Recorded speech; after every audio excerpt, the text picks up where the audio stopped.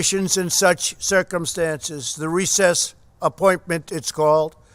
The Senate's practice of gaveling into so-called pro forma sessions where no one is even there has prevented me from using the constitutional authority that we're given under the recess provisions. The Senate should either fulfill its duty and vote on my nominees, or it should formally adjourn so that I can make recess appointments. We have a tremendous number of people that have to come into government, and now more so than ever before because of the virus and the problem. We have to do it, and we have to do whatever we have to do.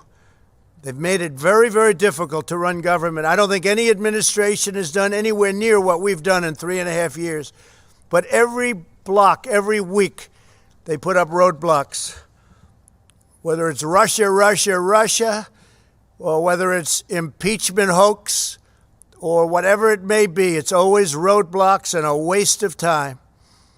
If the House will not agree to that adjournment, I will exercise my constitutional authority to adjourn both chambers of Congress.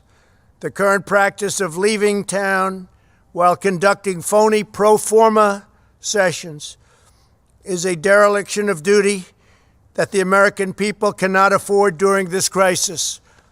It is a scam what they do. It's a scam, and everybody knows it, and it's been that way for a long time. And perhaps it's never done before. It's never been done before.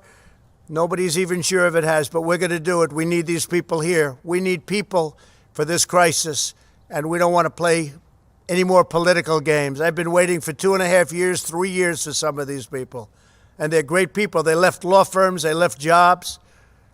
They gave up everything to do it, and they've been waiting for 3 years, 2.5 years, 2 years, 1 year to get approved. It's ridiculous. And everyone knows they're going to be approved.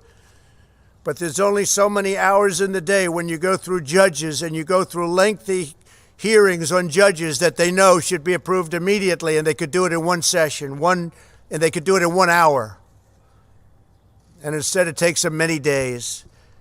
In order to advance the health and security of our nation and all nations, as we announced yesterday, the U.S. government has put a hold on funding to the WHO, World Health Organization, pending a review of the organization's cover-up and mismanagement of the coronavirus outbreak. Over the objections of the WHO, we took decisive action and early life-saving action to suspend travel from China. They didn't want to do it. They were angry that we did it.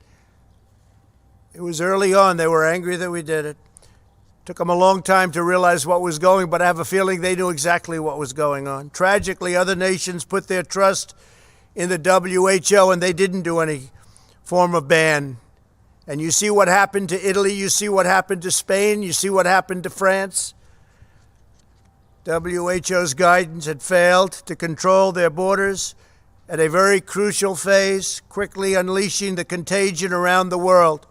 That was a horrible, tragic mistake, or perhaps they knew. I'm sure they didn't know the gravity of it, but perhaps they knew. Because if they knew the gravity, that would be an even worse offense. To ease the economic pain of millions of American families, we've now processed $300 billion in loans to more than 1 million small businesses through the Paycheck Protection Program. This action has saved millions of American jobs. It's been an incredible success, and they want to replenish it now, but again, the Democrats don't want to do that. This is money that goes to the workers of our country. Phase 1 was $350 billion, and now phase 2, we want to do $250 billion. This goes to workers, and it goes to small businesses, so we can save all the small businesses around our nation. Mike McFarland from Nebraska recently said this historic relief has been a godsend for his small factory and the 136 Americans who work there. Save those jobs. Another small business owner, Tim Miller from Oklahoma, called the program a total lifesaver for his auto repair shops, 4 employees. Stories like these underscore why Congress must replenish the Paycheck Protection Program immediately. The Republicans want to do it. They want to do it immediately. They want to do it now. And the Democrats are stopping it. A short time ago, CDC issued public health guidelines for critical industries. In a few moments, Agricultural Secretary Sonny Perdue will elaborate on how these guidelines apply to our nation's dedicated workers in the food processing profession, because it's a profession. It's incredible what they do. Food processing, and they're keeping our grocery stores full. The shelves are not bare like the shelves that I inherited when we took over the stockpile, the medical stockpile, where the shelves were bare. The cupboard was bare, I say. Tomorrow I'll also be leading a call with elected officials who will consult with my administration as we work to restore our economy to full speed. And we really think with all of the stimulus and all of the pent-up demand, we're going to have an economy that really comes back quickly. And would like to see it more than match what we had before. What we had before was a miracle, and we think this is going to be even more than a miracle. We're going to do it because we have the greatest people in the world. We'll also be speaking to America's governors tomorrow, and then we'll be announcing exactly what's happening. You already know we'll be opening up states, some states much sooner than others. And we think some of the states can actually open up before the deadline of May 1st. And I think that that will be a very exciting time indeed. Governors are looking forward. They're chomping at the bit to get going. Again, not all states are the same. They're very different. Some are having very little problem. Some have done such a good job that they have very little problem, and they're ready to go. So Vice President Pence and I will be speaking with the governors tomorrow. We'll be discussing procedures. Today I spoke with the leaders of many of our nation's most renowned companies and organizations on how to achieve the full resurgence of the American economy. My discussions included top leaders in health and health care, transportation, technology, financial services, food, beverages, hospitality, real estate, retail, agriculture, construction, energy, labor, manufacturing, and sports industries. We want to get our country open again. We want to have our sports leagues open. You want to watch sports. It's important. We miss sports. We miss everything. We want to get back.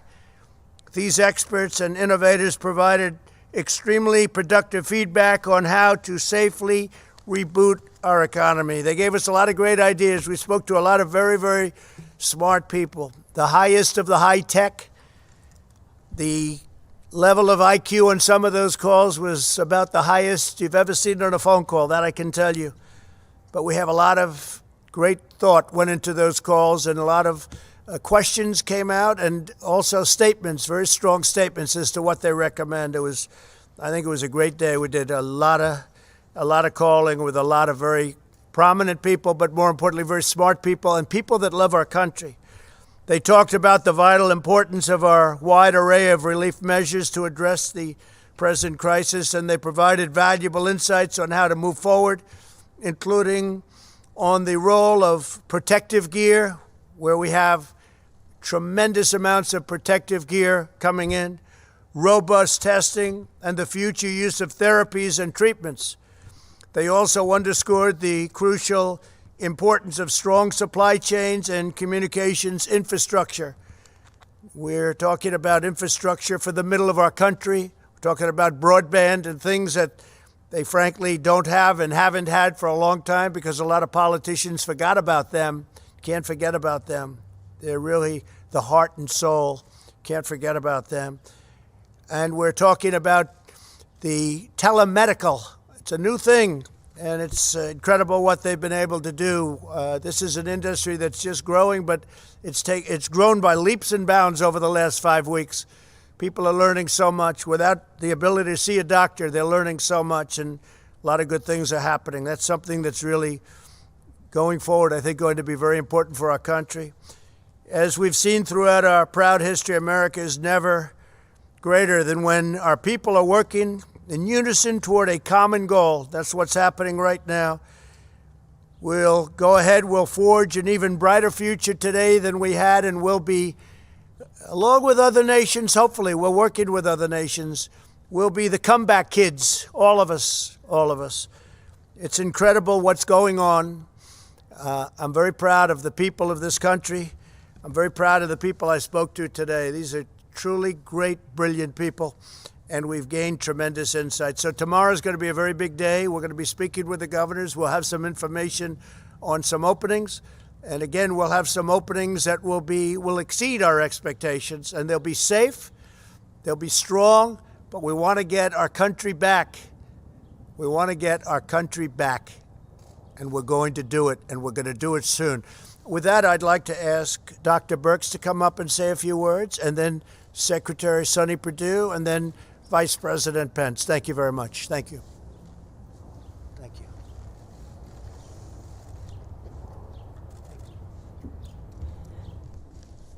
Thank you, Mr. President, and thank you for summarizing the states and what we're seeing. So over the last 5 to 6 days, we've seen declines in cases across the country, and this has been very reassuring for us. At the same time, we know that mortality and the fatalities that we're facing across the United States continue. We know the number of people who are still in the hospitals, in the ICUs, and we want to continue to recognize the healthcare workers who are on the front lines and really recognize how low the United States case fatality rates are compared to other countries. And this is really due not only to our technology, but how that technology is utilized to save lives.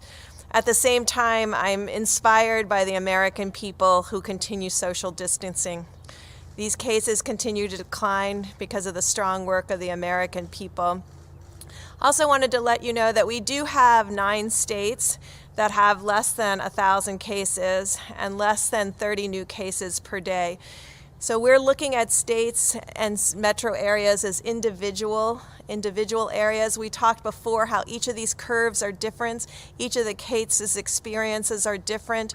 We have some states like California and Washington State, Oregon, that never really had a peak because of so much work that their populations did to decrease and keep the new cases down. So each of these individual states and individual metros are being studied very specifically. I do want to highlight, and we are remaining concerned, and we've been having discussions with Rhode Island. Rhode Island and Providence are in a unique situation. First, they had increasing cases from the New York City area, and now they have new increasing cases from the Boston area. They're caught between 2 incredible hot spots in the country. They're doing an extraordinary job. They're caring for the individuals in the front lines, but Providence continues to have new cases. And we do continue to work with specific states that have specific outbreaks related to individual occurrences. I will just remind the American people again, this is a highly contagious virus. Social gatherings coming together, is there always a chance that an asymptomatic person can spread the virus unknowingly? No one is intending to spread the virus. We know if you are sick, you will stay home. But to all of you that are out there that would like to join together and just have that dinner party for 20, don't do it yet. Continue to follow the presidential guidelines. We really appreciate the work of the American people.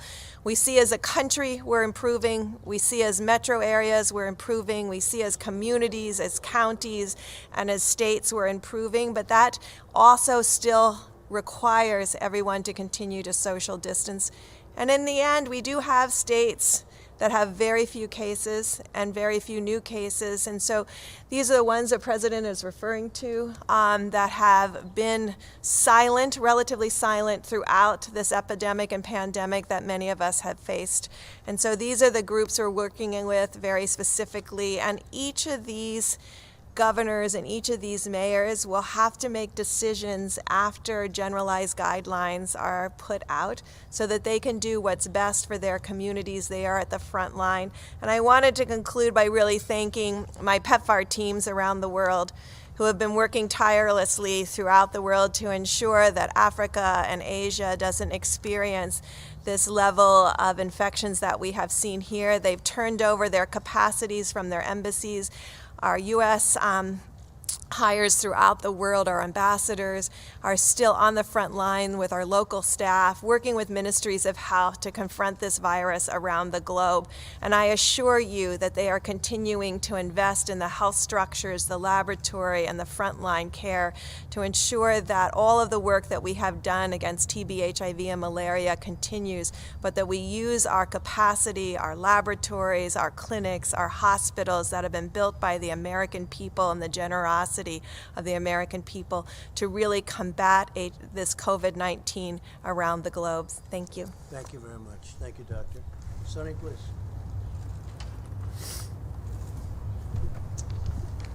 Thank you, Mr. President, for the opportunity to be here with you today, and I want you to know it's an honor to represent you in leading the Department of Agriculture and represent the constituency who are crucial in maintaining our nation's food security, enabling us to keep food on the table of our American families, not only just food, but wholesome and safe food as well. I'd like to start my remarks today by echoing what my colleagues at the CDC have been saying regarding the health and safety of our essential employees across the United States. CDC's provided strategies there that aimed at helping our most critical workers, both in healthcare and in food processing, to quickly and safely to return to work after potential exposure to COVID-19, provided those workers are symptom-free. And this guidance will help these critical industries in the food sector protect the health and safety of essential workers while keeping critical functions working throughout the COVID-19 response.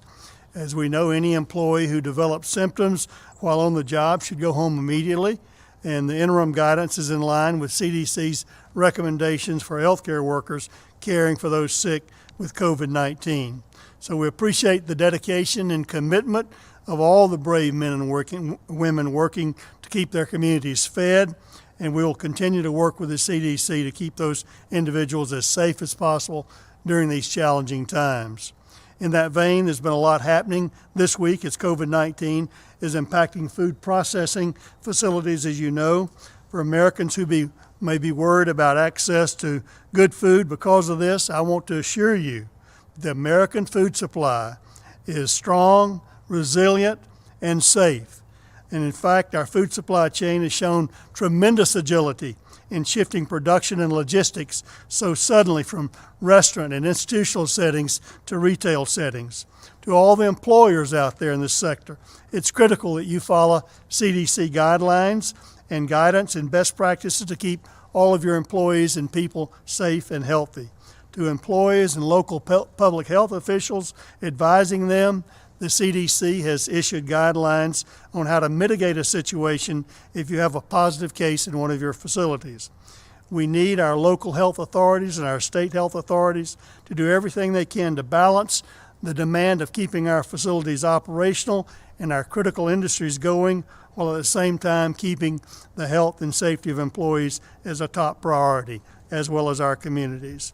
So I want to also take this time to thank all of our critical essential food supply chain workers. The entire country is counting on these patriotic individuals by doing the work in our food supply chain. These dedicated workers include obviously farmers and producers, but also processors, truckers, and grocery store workers, as you know. America's depending on what you have, the food we need to feed our families, and you're the ones who are making that happen. Thank you. As an entire nation, we're truly thankful for the work you're doing, and we recognize that you are the true patriotic heroes during this national emergency, along with our healthcare workers. So before I sign off here, Mr. President, I want to remind you and all of us of one more thing. In the United States, we have plenty of food for all of our citizens. I want to be clear. The bare store shelves that you may see in some cities in the country are a demand issue, not a supply issue. The way food is prepared and packaged to be sold in a restaurant or a school is significantly different than the way it's packaged for you to buy in the grocery store. Our supply chain is sophisticated, efficient, integrated, and synchronized, and it's taken us a few days to relocate the misalignment between institutional settings and grocery settings. But that does not mean that we don't have enough food in this country to feed the American people. You might think of it as an interstate. When it's flowing along well and you have a crash at one place, it backs up, and that's what's happened in the food supply chain, but we're working through that. Yet through all this, our food supply chain has proven to be very resilient, just like American people. To the extent we have challenges, we have and continue to need to work through it all together, and we can and we will get through this with a whole of American approach, Mr. President, the critical partnership between state and local health officials, management of companies, and the employees, and we will meet any challenges we face by working together. Thank you, sir, for the opportunity. Thank you very much. And before the Vice President comes up, I just wanted to say, speaking of Sonny, China has paid us billions of dollars, many, many billions of dollars in tariffs, which we've distributed some to the farmers because they were targeted. We have many billions of dollars being held by Sonny, and I've told him to distribute much of that money to the farmers. Our farmers were targeted, and now they're benefiting by the amount that they were targeted. And we are very honored to do that. And Sonny, you're going to start that process very soon. You'll let the farmers know. Nobody can take advantage of our farmers. So we have a lot of money that we've taken in from China. We're going to be distributing that money from Sonny to the farmers. And there's tremendous money over and above that. That money was paid directly into the Treasury of the United States. This has never happened to China before. They never gave us 10 cents. Now they're paying us billions of dollars, and we appreciate it. So thank you very much, Sonny. Great job. Please. Mike, please.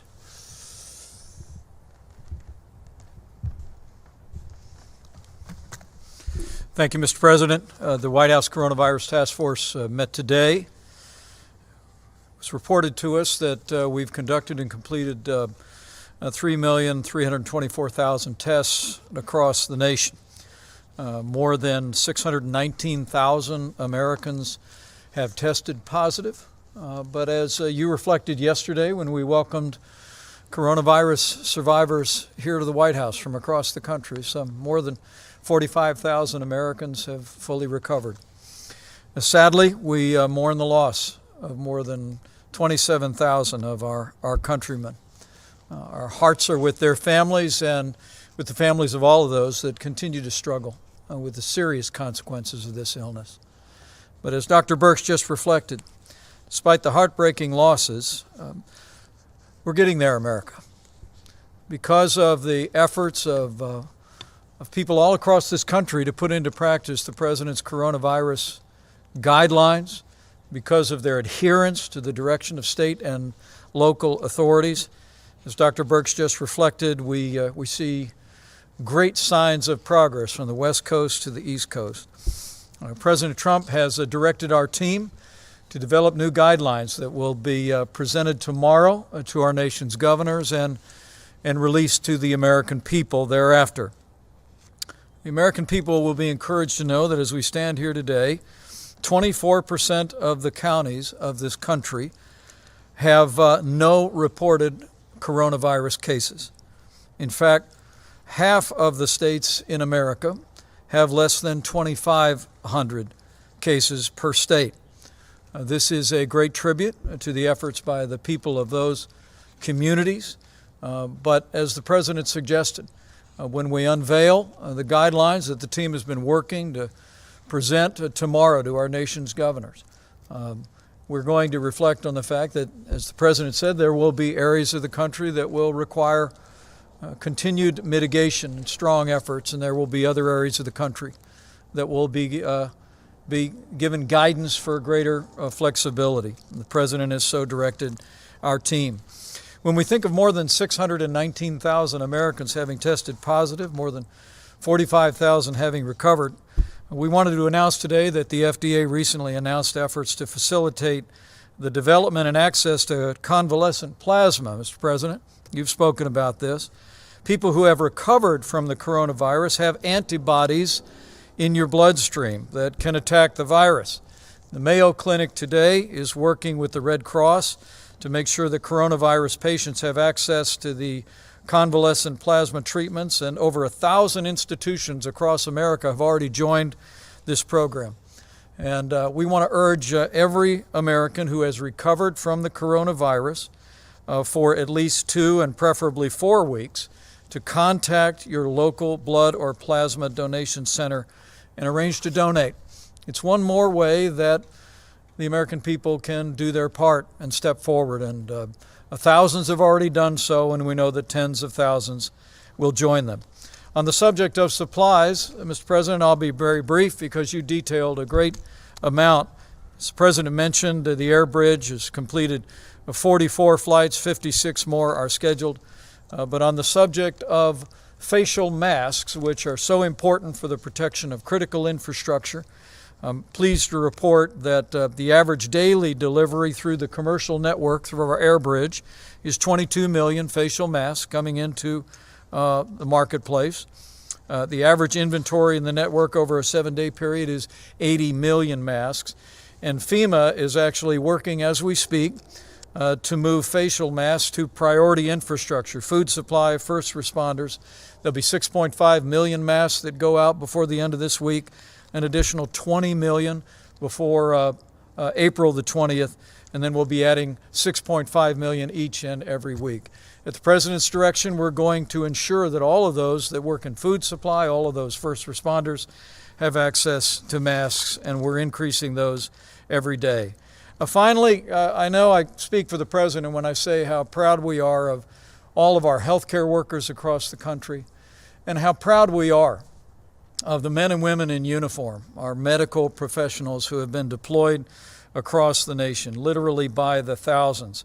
In fact, as we stand here today, 576 doctors, nurses, and other military medical professionals have been deployed to 13 hospitals across the nation, 10 in New York, and 1 in Connecticut, Texas, and Louisiana each.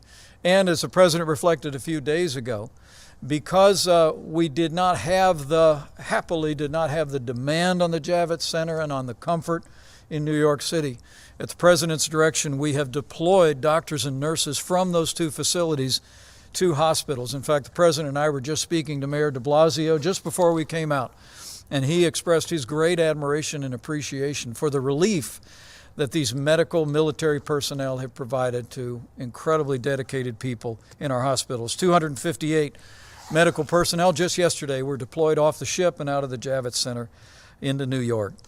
With that, Mr. President, I'll step aside, but it's remarkable to think of all that we've accomplished over the last month since you first issued the presidential guidelines for America. The truth is, because of what the American people have done over the last 30 days, we are slowing the spread. We are ensuring that every American family would have access to the health care that we'd want any member of our family to have, with the greatest health care professionals in the world. We're saving lives, and we're healing our land. And so we want to thank the American people for all you have done. And tomorrow we'll be presenting a new guidance to the governors of this country about how we build on our progress and reopen America in a safe and responsible way. Thank you, Mr. President. On the recess appointment, Mr. President, if I could. Mr. President. Steve, please. You mentioned the possibility of adjourning both chambers of Congress. Could you explain what you meant by this? Very simple. If they don't act on getting these people approved that we need, because of we need them anyway, but we especially need now because of the pandemic, we are going to do something that will be something I'd prefer not doing, but which I should do, and I will do if I have to. Caitlin, go ahead.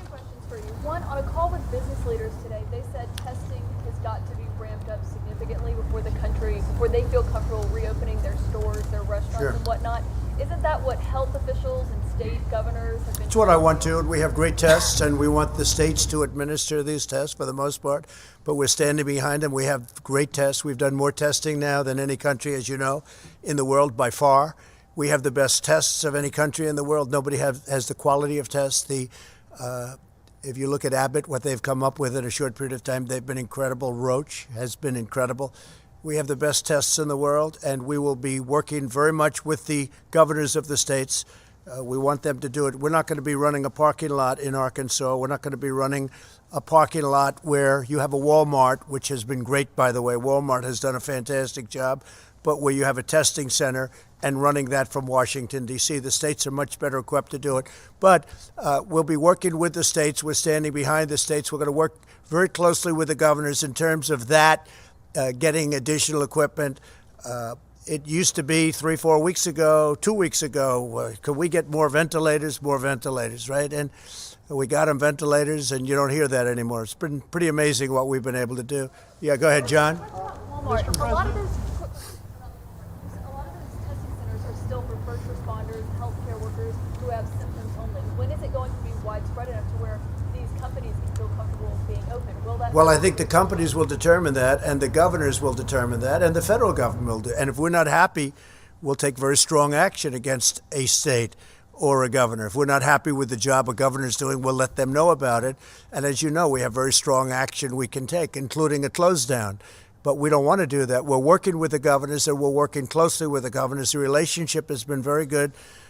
Vice President has had a lot of conversations over the last 2 weeks with either 50 or almost 50 governors on every conversation, and they've been really positive conversations. We have the right to do whatever we want, but we wouldn't do that. But no, we would have the right to close down what they're doing if we want to do that. But we don't want to do that, and I don't think there'll be any reason to do that, but we have the right to do that. Steve, go ahead. Go ahead. You got me already. Mr. President, why did you have your name added to these coronavirus relief checks? Well, I don't know too much about it, but I understand my name is there. I don't know where they're going, how they're going. I do understand it's not delaying anything, and I'm satisfied with that. I don't imagine it's a big deal. I'm sure people will be very happy to get a big, fat, beautiful check, and my name is on it. Yeah, go ahead, please. Mr. President, Go ahead, please. Presidents never Please. did this. Why are Please, go ahead. Thank you, Mr. President. Dr. Birx just said that Rhode Island is seeing an increase in cases from people that are coming from Boston and New York. You just said you'd like to reopen some states before May 1. How will you stop a second spike in cases if people are traveling between states? How will you control the flow of people? Well, the governors can control that flow, as an example. In fact, I just saw a little while ago it was reported that certain borders are being controlled already by states. They're starting to take control of their borders, which is good. So they'll be controlling. They may do testing for people wanting to come in. I'd read that about Rhode Island, so they have to watch it. They have to be very careful. Yeah, please, in the back. Thank you, Mr. President, about reopening the country again. You said, along with other nations, what form would it take? Are you considering also relaxing the border between Canada and the U.S.? So our relationship with Canada is very good. We'll talk about that. It will be one of the early borders to be released. Canada's doing well. We're doing well. We'll see. But at some point, we'll be doing that. In the meantime, nations that are heavily infected, we have a lot of nations that are heavily infected. Some are getting better. Some are still on the way up, unfortunately. We're keeping very strong borders with those nations. But with Canada, we are talking about different things. Yeah, please. Mr. President, you said the evidence suggests that nationwide we have passed the peak on new cases. What's your evidence for that? What are the numbers Well, saying? all we're doing is looking at the numbers. We're looking at our graphs. We're looking at our models. We're getting a great response from Deborah and from Tony and from many of the professionals that are working. We have great professionals working with us. And I think based on that, we're doing very well. Based on that, it looks like we're headed absolutely in the right direction. But some states are looking at other states and they're saying, I can't imagine what they're going through because they're not in that position. They're in very good shape. I would say that we have 20 states at least, but you really have 29 that are in extremely good shape. You have others that are getting much better. And I think with almost few exceptions, you have every state that is either doing better or on the way to doing better. Yeah, please. Yeah, go ahead. Yeah, thank you, Mr. President. On your threat to adjourn Congress, clearly you have the power, Article 2, Section 3, but that'd be quite radical to do. Earlier last month, you were in the Oval Office, talked about now is not the time for partisanship.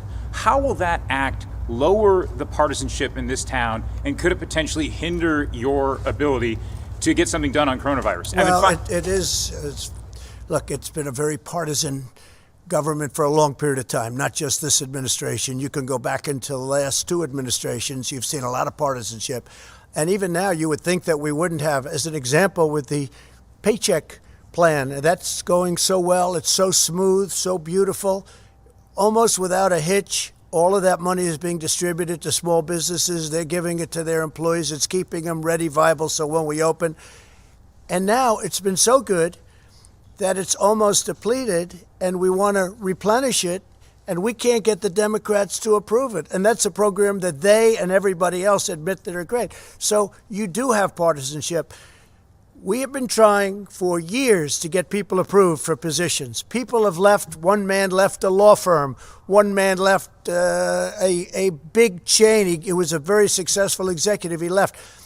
It was 2 years ago. We have people that have been waiting for 3 years, and we can't get them approved by the Democrats in the Senate because they're taking so long to approve our judges. Now, I have to tell you that I'm totally in favor of what Mitch is doing with judges, because that always seems to be a priority, and it's a very important priority. I think it's one of the great trademarks of this administration. We've approved record numbers of federal judges and appellate judges and 2 Supreme Court judges.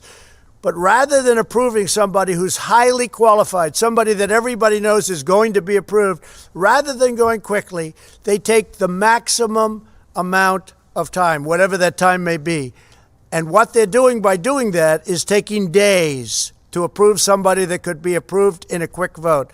People that get phenomenal reviews in committee are going maximum number of hours. And what they do is there's only so many hours in a day. Now, we could have said, let's stay. I would have been in favor of that. They didn't choose to do it. But I have a very strong power. I'd rather not use that power. But we have way over 100 people that we very badly need in this administration that should have been approved a long time ago. And one of them is the head of Voice of America. If you look at what they're doing and what they're saying about our country, it's a disgrace, the people that are running that. We have somebody that's really good, really talented, and that loves our country. And I want to get these people approved. That's one of many. We have professionals. Sonny, you've been waiting for, how long have you been waiting for the man that we're talking about coming in? 2.5 years. So Sonny Perdue just happens to be here talking about something else. So you've been waiting for one of the most important positions as Secretary of Agriculture is the position. It's distribution. We need it now. We're talking about shelves. We're talking about cupboards. He needs it. He's been waiting. He didn't know he was going to get this question. You've been waiting 2.5 years. The person is exceptional. That person left a very good job. And it's embarrassing to me. He'll say, do you think you'll get that man approved? He's been saying that to me for a long time. It's because of the Democrats. And what we're doing is, and I think anybody here would do it, judges are a priority. A federal judge who's going to sit for 50 years, potentially, a young judge going to be sitting for, that's always going to have to be a priority. But because they're taking so much time in approving they're trying to put us through the mill. That's when you talk about partisanship, and it's never, ever happened before. You can look at every administration in the history of this country. Nobody has ever had hundreds of people not approved after 3.5 years. Go ahead, please. Timeline for that, though. If Congress doesn't act we'll by know when, soon. do you have a date? They know. They've been warned, and they're being warned right now. If they don't approve it, then we're going to go this route. And we'll probably be challenged in court, and we'll see who wins.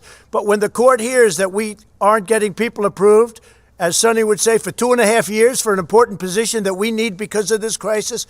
We needed these people before, but now we really need these people. When you talk about, back to the numbers for a second, when you talk about the numbers, the jobless claims are going to come out tomorrow. It's likely around 5 million more Americans putting their names in for unemployment benefits, but yet there are still a couple thousand people as well dying a day because of coronavirus. When you talk about opening up the American economy, or at least in parts now, how do you balance that decision out given both of those figures? Well, there has to be a balance. You know, there's also death involved in keeping it closed. And I've gone over this with you, and I believe this so strongly. When you look at mental health, when you look at suicide hotlines which are exploding, people losing their jobs. When you look at drugs and people that didn't take drugs and now they're becoming drug addicted because they're going through a problem, they have no job, they have no money coming in, other than the money we're getting them. We've opened up the coffers to a large extent. We're helping people. This is why I wish the Democrats would help us a little bit with it, because they should. It's purely partisan what they're doing, and it's bad for our country. But you know, there is death by having this strongly closed country. We have to get back to work. With all of that being said, we're going to start with states and with governors that have done a great job, and they're going to open it up as they see fit, and we're going to be right behind them, and we're going to be working. We're going to be supplying them with things if they don't have them. We want them to have them.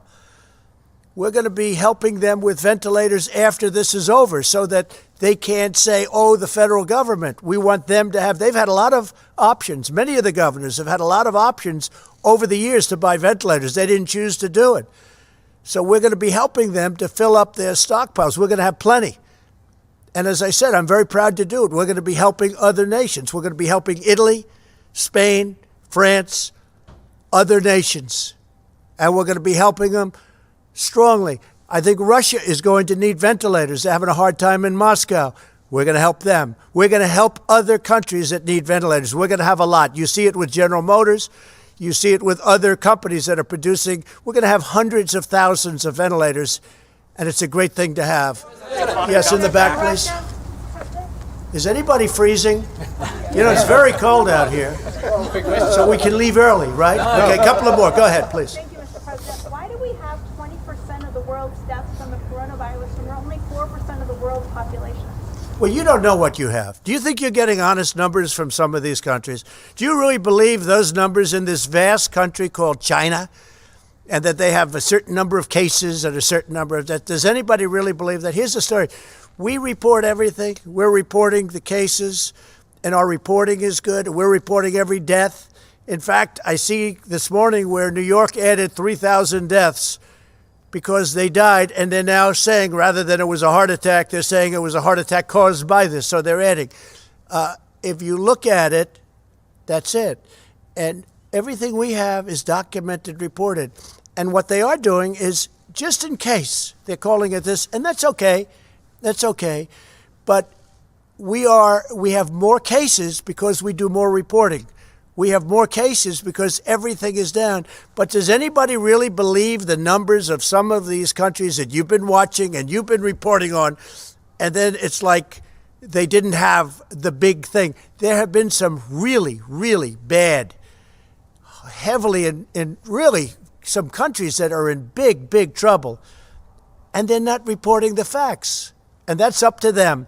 All I know is we report the facts, and we're a country that's getting better. John, go ahead.